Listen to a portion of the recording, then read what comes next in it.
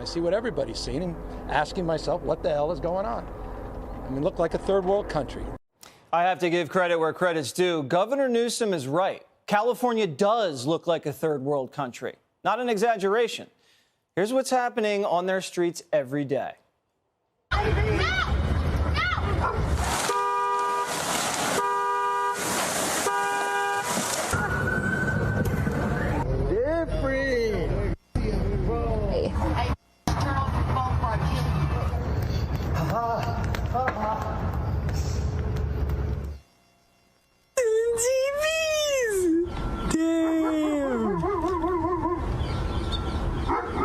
I want to say this is like 6 TVs already.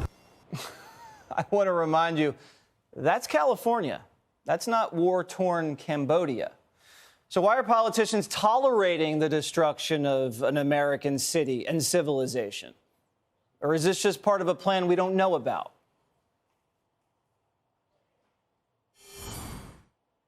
Here now, the great one, Mark Levin, host of Life, Liberty, and Levin, and author of American Marxism. So you talked about this in American Marxism. Do you believe that what they're doing to California by just destroying it with methed out, naked maniacs lighting things on fire, they're doing that on purpose? Is that what's happening? Well, Jesse, I could be wrong about this, but I could have sworn one of those guys running around there was Eric Swalwell, but I could be wrong. Nonetheless, look, when you have mayor after mayor in L.A., but places like San Francisco, I was there a few months ago, it's no different there. Any of these major cities, mayor after mayor that tolerates this sort of thing, that decriminalizes even minor offenses, that don't believe in putting people in jail, when your prosecutors are elected, who prosecute certain people who are committing very minor offenses, but then allow other people to go who are committing, offenses of moral turpitude and so forth. This is what you get. Now, how do you fix this?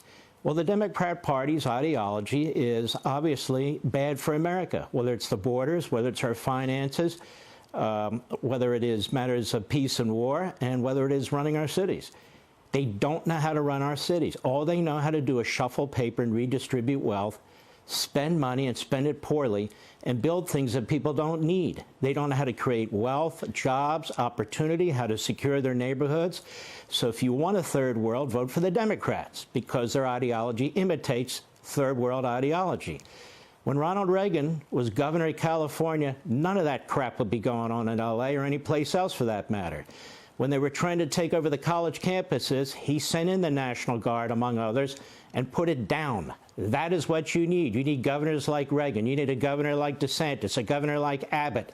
These things aren't happening in cities like that. And for the governor of California to stand there and say, what's going on here? This is like the third world.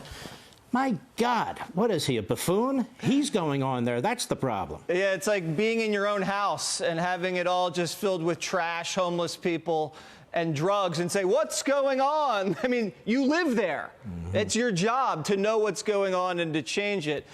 I want to tell you about Al Franken. We flagged this today. I don't know where this guy's been since he got Me Too'd.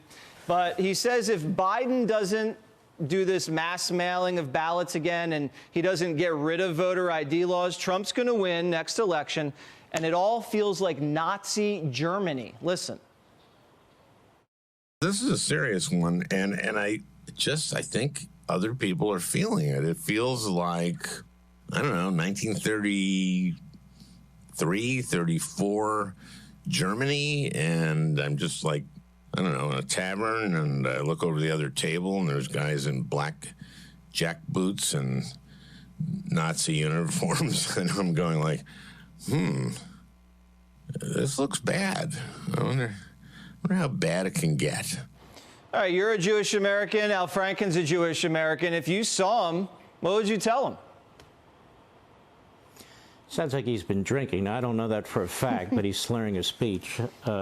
Maybe he always does that these days. I don't know.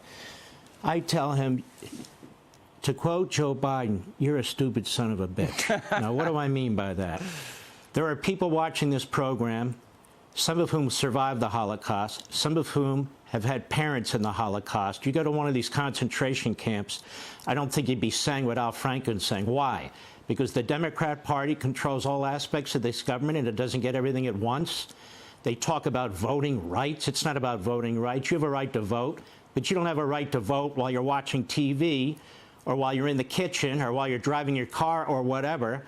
You have a right to vote by getting off your backside and going in and voting and proving you are who you are. You know, just pretend they're vaccine passports or something like that. But the Democrat Party wants to fundamentally transform this country, and the American people have said no, they don't want it. The idea that he would compare this to Nazism, we're getting so far away from our history. Let me tell you, last week was the 80th anniversary, Jesse, of 1942, when the head Nazis got together to plan the final solution. Last week. How many television news shows even mentioned it? None. Nope. That I'm aware of. 80 years ago, last week, the final solution. How do we kill more Jews? How do we kill them faster? They came up with the gas chambers. They were approved. It was a 90-minute meeting. And I don't remember Al Franken commenting on that.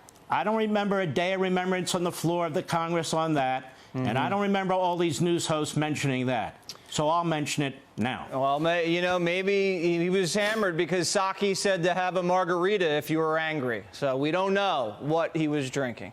The great one, Mark Levin, thank you so much for coming on Prime Time.